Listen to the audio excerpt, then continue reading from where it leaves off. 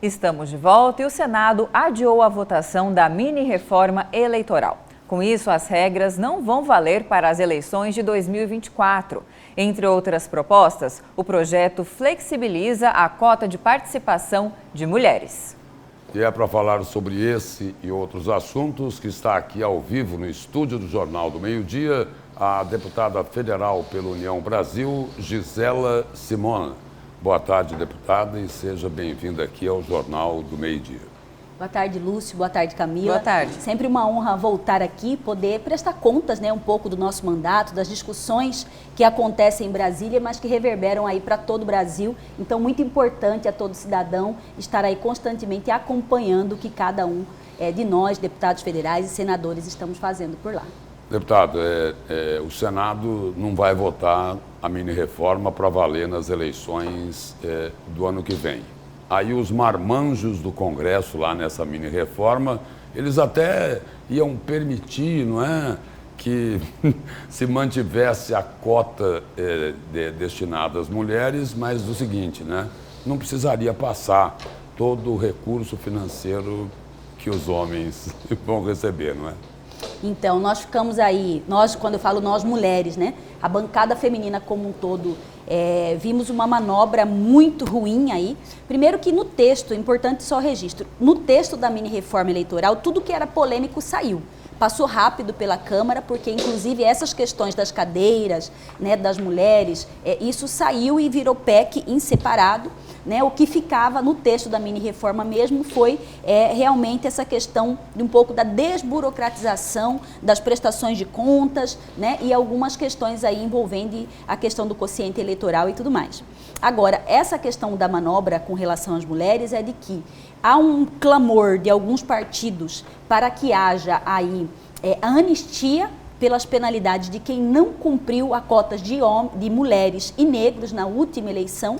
E como havia, claro que quase que um consenso das mulheres em não aceitar isso, eles fizeram na PEC da anistia, colocaram o que era um pedido da bancada feminina, que nós pudéssemos ter cadeiras fixas nas câmaras de vereadores, nas assembleias e no próprio Congresso. Então vejam que isso para nós foi uma grande manobra, porque o que era um consenso não votar, até para não isentar de penalidade esses partidos, nós vimos ali no mesmo texto a questão de poder aí ter mulheres, por exemplo, no Brasil, para se ter uma ideia, quase 1000 câmaras de vereadores, não tem nenhuma mulher vereadora, então com isso, com 15% já garantido para o próximo ano, nós teríamos aí pelo menos uma vereadora em cada Câmara Municipal do país.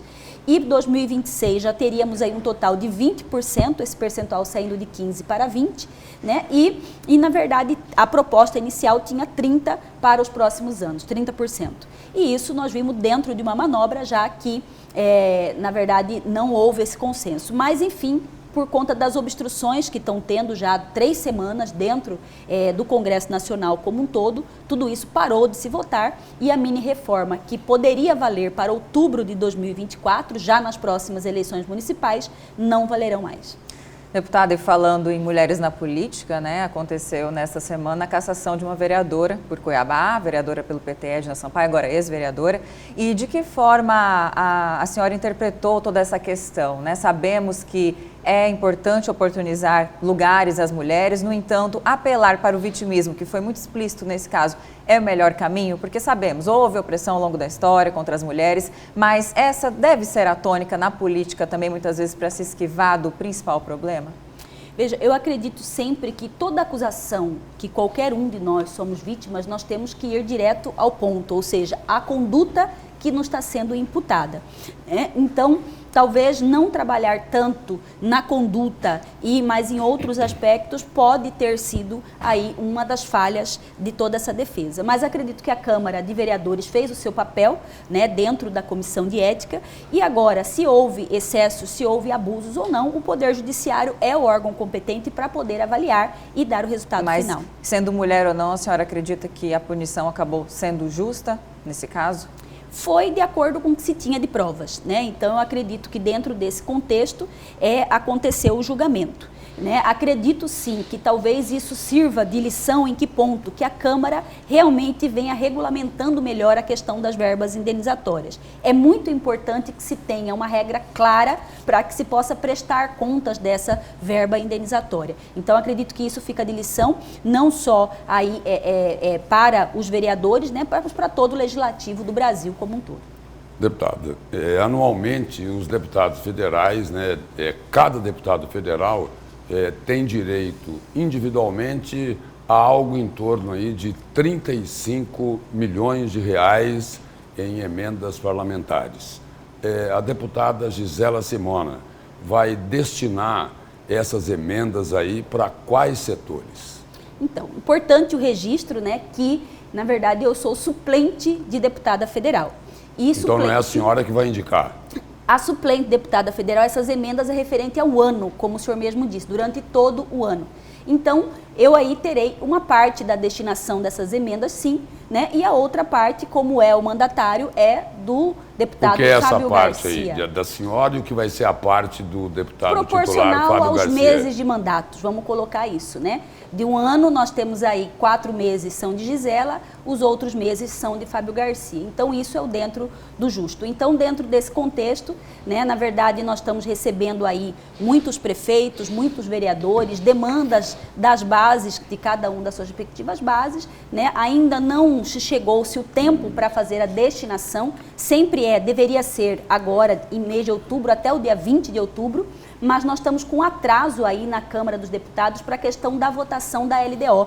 Então, por conta desse atraso da LDO, pode-se mudar o período da destinação, que pode ir para novembro ou dezembro até, o período de destinação dessas emendas. Então, no momento, na verdade, a gente se faz toda essa análise de todos os pedidos que se tem para verificar o que é possível analisar. Lembrando sempre que há sempre um diálogo entre a bancada, porque às vezes um mesmo órgão, por exemplo, pede para vários da bancada e há muitas vezes o consenso de poder, ao invés de ser bancada individual, né, por ser a emenda de bancada, perdão, a emenda individual, a emenda de bancada.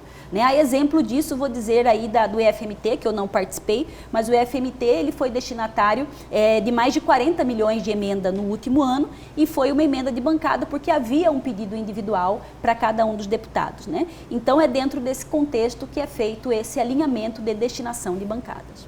Deputada, agora falando de eleições 2024, o pleito em Cuiabá promete ser muito acirrado e a partir de então, né, 2 pré-candidatos do seu partido à prefeitura, que é o atual secretário da Casa Civil, Fábio Garcia, e também o deputado Eduardo Botelho.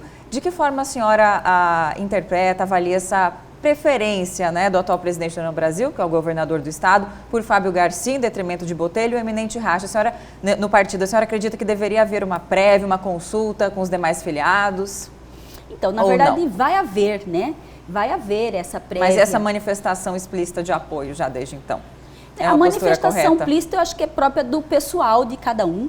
Né? Aí houveram compromissos logo depois da campanha, um pedido de Fábio Garcia que o governador aceitou, então acredito que é louvável da parte dele deixar transparente uma vontade pessoal dele, né, com relação a isso, como a maioria dos partidos a gente vê manifestações claras de outros mandatários também se manifestando. Nós já vimos, por exemplo, o deputado Júlio Campos manifestando que apoia o deputado Botelho. Mas no caso, né, o governador é o presidente do partido. É o presidente, né, do partido. Mas essa revelação, inclusive, ela tem sido feita mesmo antes disso acontecer. Mas, enfim, acredito que é importante para o partido ter lideranças fortes. União Brasil hoje é o partido que mais tem prefeitos hoje filiados, já somamos aí mais de 58 prefeitos filiados à União Brasil, e isso é muito forte, e Cuiabá não poderia ser diferente. Ter mais de um nome querendo pleito aí para a prefeitura de Cuiabá é muito importante, é democrático. Agora, o deputado Eduardo Botelho disse que não vai desistir da postulação dele de ser candidato a prefeito. Um racha